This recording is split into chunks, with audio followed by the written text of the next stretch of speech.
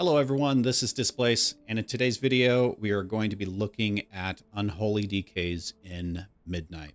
So we know that Midnight promised to prune some talents and buttons from all the classes, but it looks like Unholy got a complete revamp. So I wanted to go over what's new, what we lost, and a look at how DK is shaping up for Midnight.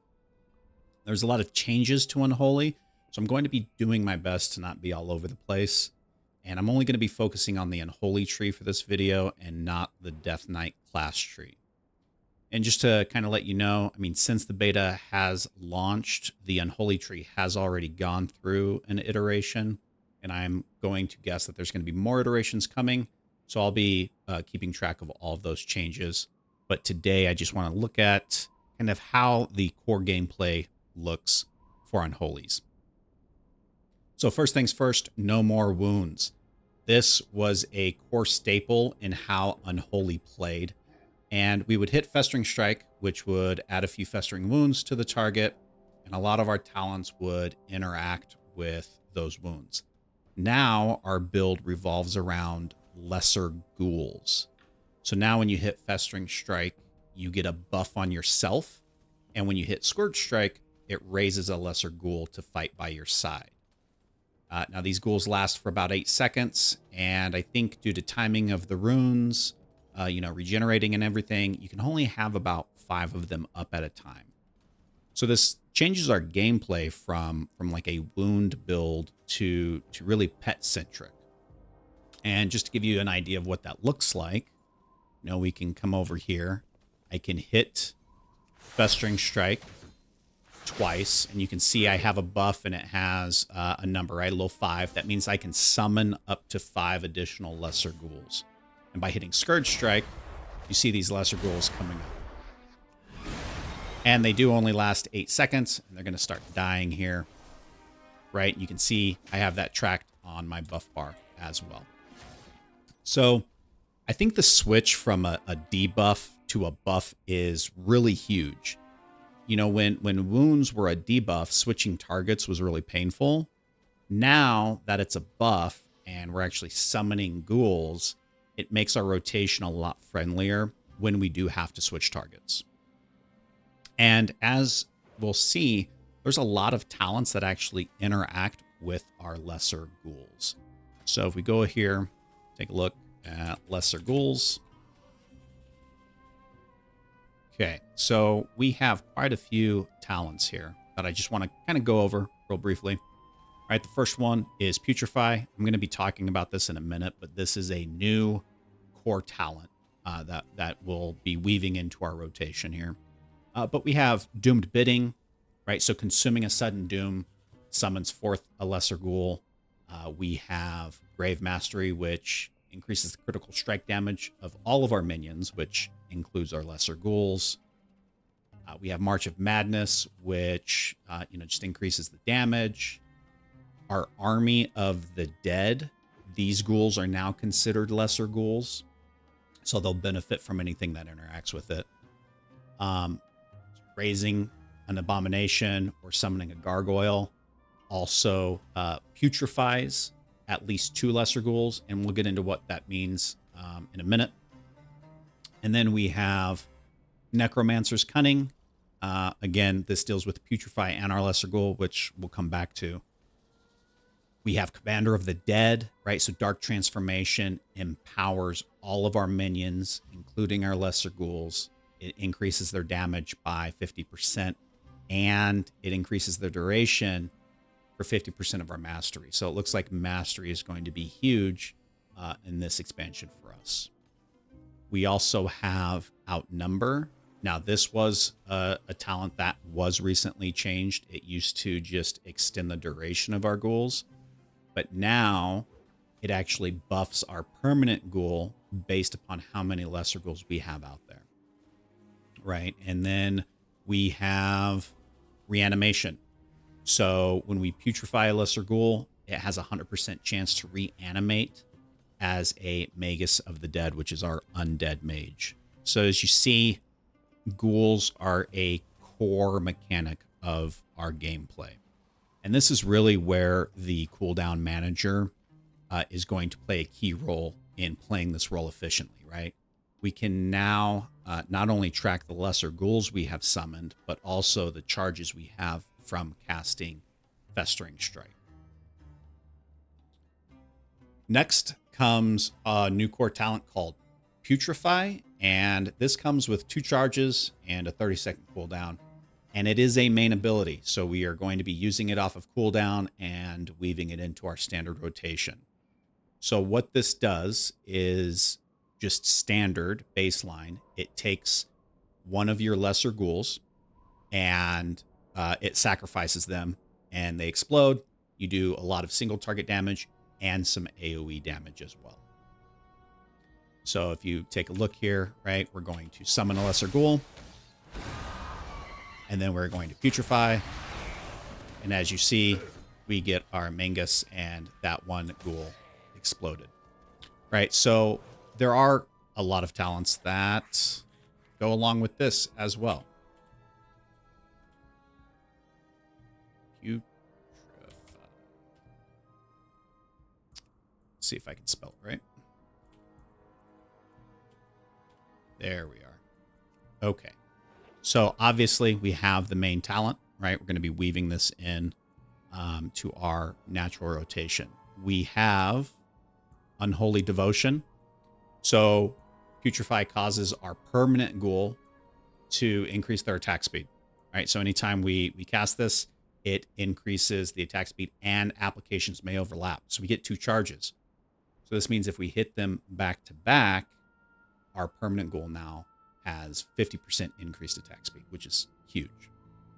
Okay, we also have Harbinger of Doom. So consuming a sudden doom reduces our cooldown of Putrefy by 5 seconds, which again is huge. We also have Putrid Echoes. So the Putrefy ability deals increased damage.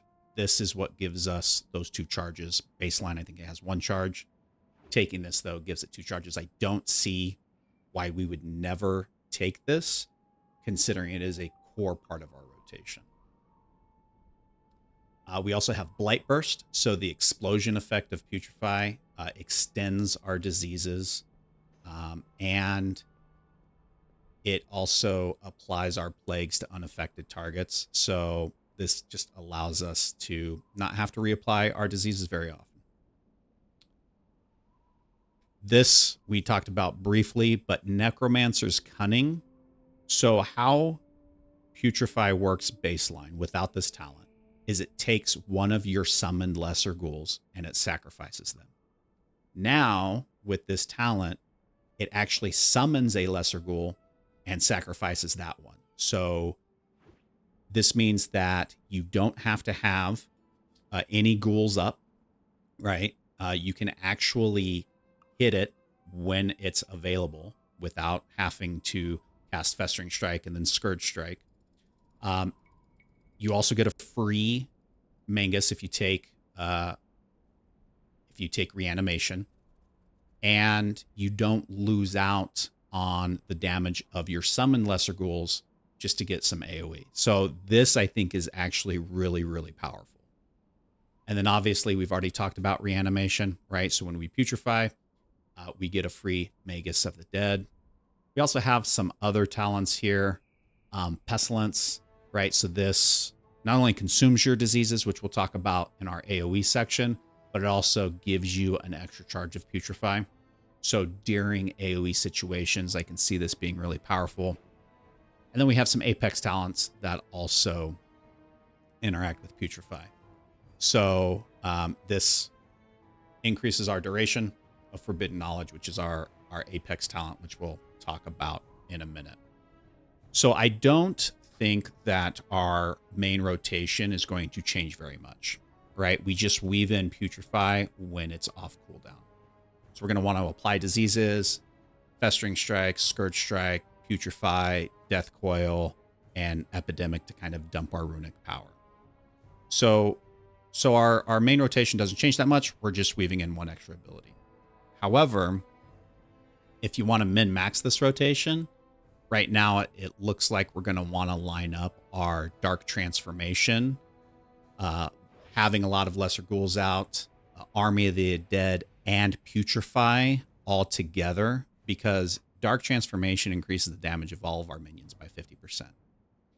And that means when you putrefy, that damage not only increases the attack speed of your permanent ghoul, but the Dark Transformation buff also impacts the explosion damage as well. So hitting your Dark Transformation before Putrefy is going to make this explosion hit harder. And I think during our execute phase, it's just going to get ridiculously overpowered. We also get a new disease called Dread Plague, which is a single target disease. So when we cast Outbreak, it applies Dread Plague to our current target and then Virulent Plague to all the nearby enemies. Okay, and so if you look at our tree, the left-hand side of the tree right here is more disease-focused, but I don't know if we're really going to be taking a lot of these.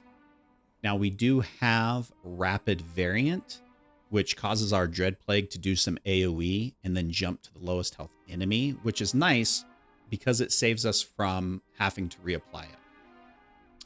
And we also have Pestilence that I talked about a little earlier, right? This is a capstone talent, and it has a chance to upgrade our Outbreak. And when it's used, it consumes all of the diseases for 50% of the damage, and we get an extra Putrefy.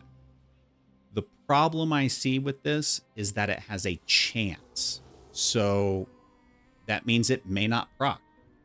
The second thing is that it does require you to reapply the diseases. So you're basically hitting Outbreak twice.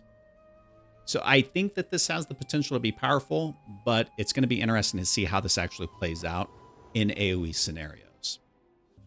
Also, our diseases stay up for a while since Death Coil extends their duration by 1.5 seconds. Now, they're not just a set it and forget it, so you will still need to reapply them, but not as often as you've done before.